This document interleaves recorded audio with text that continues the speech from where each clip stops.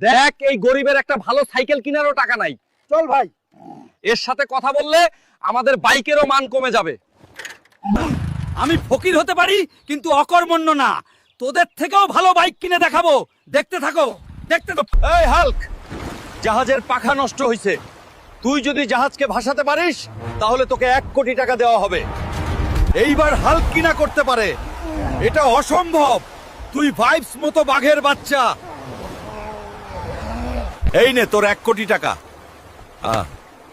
তুই সত্যই কাজের লোক, কথা রাখলি।